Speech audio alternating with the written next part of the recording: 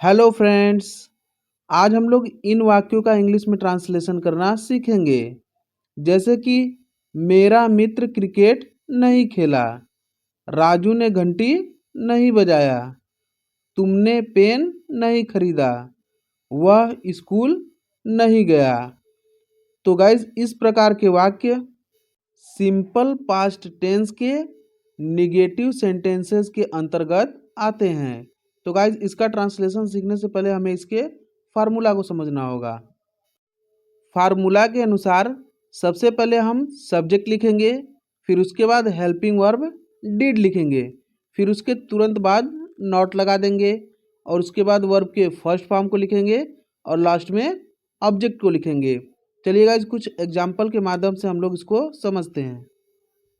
जैसे है मेरा मित्र क्रिकेट नहीं खेला, तो इसका ट्रांसलेशन हम लोग ऊपर दिए हुए फार्मूला के द्वारा करेंगे। तो फार्मूला में क्या है, सबसे पहले हम लोग सब्जेक्ट लिखेंगे। तो इसमें सब्जेक्ट हमारा क्या है, मेरा यानी कि माई। उसके बाद हम लोग हेल्पिंग वर्ब डिड लिखेंगे, फिर उसके बाद नॉट लगाएंगे, फिर वर्ब के फर्स्ट फॉर्म को लिखेंगे। तो इसमें हमारा वर्ब क्या है, खेलना यानी कि प्ले। फिर उसके बाद क्या खेला, क्रिकेट, तो उसके बाद क्रिकेट लिख देंगे। तो इसका ट्रांसलेशन होगा my friend did not play cricket. My friend did not play cricket. उम्मीद करता हूँ गाइज आप लोग को अच्छे समझ में आ रहा होगा। चलिए एक और एग्जांपल देखते हैं।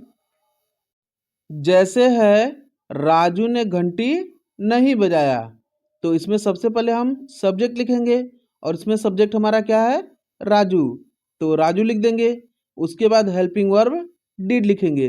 गाइज एक और बात बता देना चाहता हूँ कि इसमें सभी सब्जेक्ट के साथ हेल्पिंग वर्ब डिड का प्रयोग होगा, ठीक है। तो उसके बाद फिर नॉट लिखेंगे, फिर हम लोग वर्ब के फर्स्ट फॉर्म को लिखेंगे और इसमें हमारा वर्ब क्या है, बजाना यानी कि रिंग।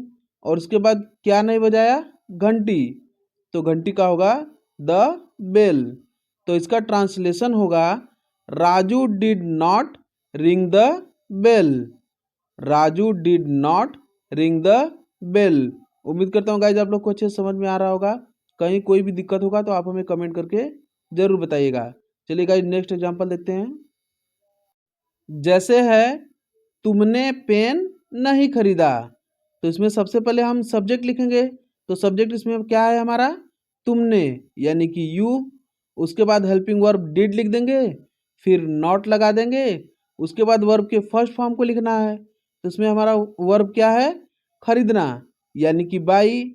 और क्या खरीदा, एक पेन यानी कि अ पेन। तो इसका ट्रांसलेशन होगा you did not buy a pen. You did not buy a pen. चलिए गाइस नेक्स्ट एग्जांपल देखते हैं।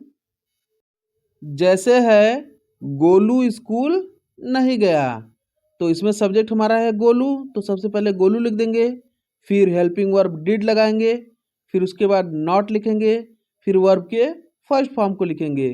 तो इसमें हमारा वर्ब क्या है, जाना यानी कि गो।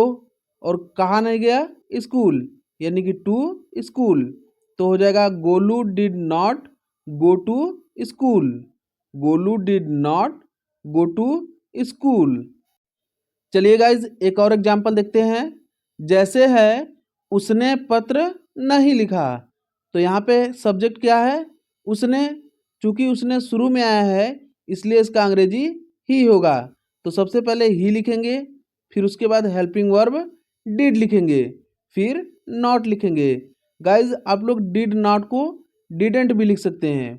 फिर उसके बाद वर्ब के फर्स्ट फॉर्म को लिखना है। तो यहाँ पे हमारा वर्ब क्या है, लिखना यानी कि राइट। और क्या नहीं लिखा, एक लेटर यानी कि हमारा ऑब्जेक्ट है अ लेटर। तो इसका ट्रांसलेशन होगा he did not write a letter या he didn't write a letter. चलिए गाइस एक और एग्जांपल देखते हैं। जैसे है मैंने स्नान नहीं किया, तो यहाँ पे हमारा सब्जेक्ट क्या है, मैंने यानी कि आई। उसके बाद हेल्पिंग वर्ब डिड लिखेंगे, फिर नॉट लगाएंगे। और यहाँ पे हमारा वर्ब क्या है, नहाना यानी कि बाथ लिखेंगे। और यहाँ पे ऑब्जेक्ट हमारा कुछ भी नहीं है। तो इसका ट्रांसलेशन होगा आई डिड नॉट बाथ या आई डिडेंट बाथ। चलिए गाइज एक और एग्जांपल देखते हैं। जैसे है वह घर नहीं गया, तो यहाँ पे हमारा सब्जेक्ट क्या है, वह यानी कि ही, उसके बाद हेल्पिंग वर्ब डिड लिखेंगे, फिर नॉट लगाएंगे और यहाँ पे हमारा वर्ब क्या है, गया यानी कि जाना, तो इसका फर्स्ट फॉर्म गो लिखेंगे। उसके बाद कहाँ नहीं गया, घर, तो हमारा यहाँ पे ऑब्जेक्ट घर है तो फिर होम लिख देंगे। तो इसका ट्रांसलेशन होगा he did not go home या ही डिडेंट गो होम। उम्मीद करता हूँ गाइज आप लोग को अच्छे से समझ में आया होगा। अगर आपको हमारे वीडियो द्वारा जरा भी जानकारी मिला हो तो हमारे वीडियो को लाइक कर दीजिएगा तथा डेली इंग्लिश ग्रामर सीखने के लिए हमारे चैनल को सब्सक्राइब करना मत भूलिएगा। पूरा वीडियो देखने के लिए आपका बहुत बहुत धन्यवाद। Thank you.